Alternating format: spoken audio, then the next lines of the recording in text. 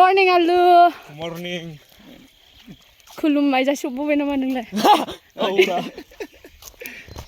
आं खानायाव लोगो मोनदों नै दिनै आलुखौहाय. आलुनिसो सोंगोन जासिगोन आंनो. आलुआ खानानै माबायदि मोनखोथाय दिनैहाय? मोजां मोनदों. ओमफ्राय नै ब्रादारनावबो सोंदों. इयो आंनाव दाखालि बुंखादों ने? होमब्लाबो सोंबावबाय नै बिदानावबो. दिनैहाय मर्निं एक्सारसाइज खालामनायाव जोङो ब्रादार आलुखौहाय लोगो मोनलायबाय नै। ओरैबायदि आलु होनब्ला नोंथांमोनाथ' मिथिखायो बयबो। ओरैबायदि फेमास आरोना जोङो आलुआ दास ओमफ्राय आलुजों रायलायदो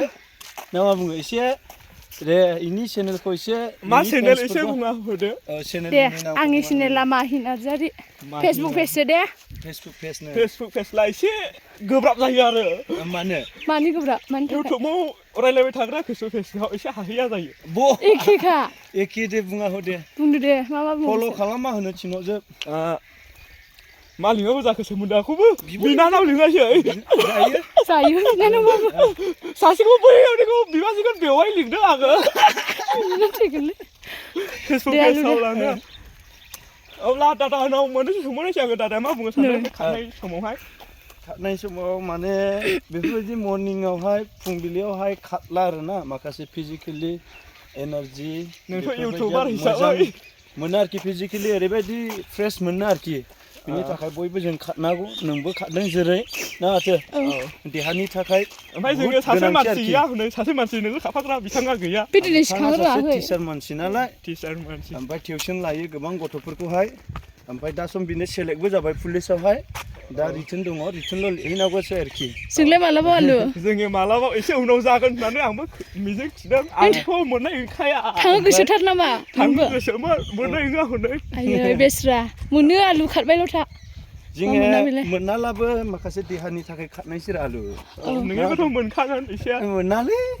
दङ दंनायालाय खारनाय हैनायसै आंबो खारहैबावो आलु मबाव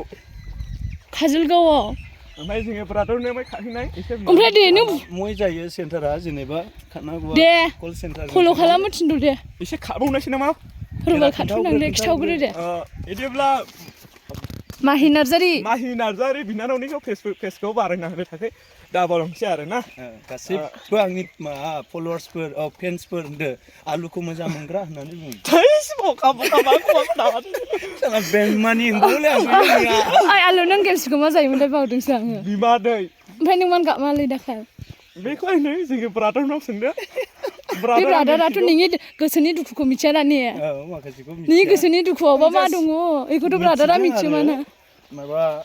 मा होनो गोजोननाय लानो मोनैनि गाबदों होननानैसो मिथिदों खिन्थु नोंनि गोसोआव मा साननाय दंमोन बे गेन्दोरा मोखाङाव दा लाना होबाय द्रामा एसे मोदै गनाय जादों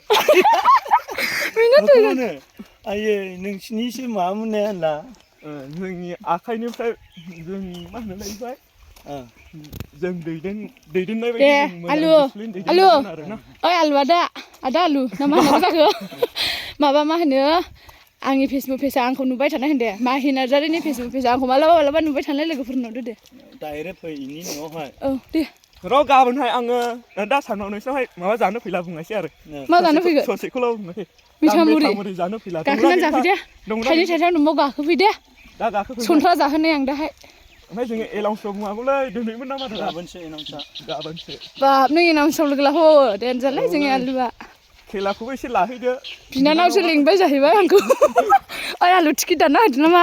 टिकेटखौ नै बेनाव सोंदो बे इउटुबार हिसाबै नङा आं नोंनिफ्रायसो हाबगोन नोंनि दाखालै सोनाय नामा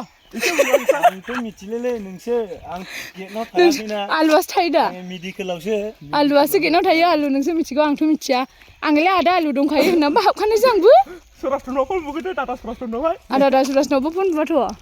आलु दंखायो आङो आलुसो नायखादों होननानैबो हाबखानाय आं ग्लब माहि नार्जारि फेसबुक पेजखौ बारायना होनो थाखाय दाबावलांसै आरो ना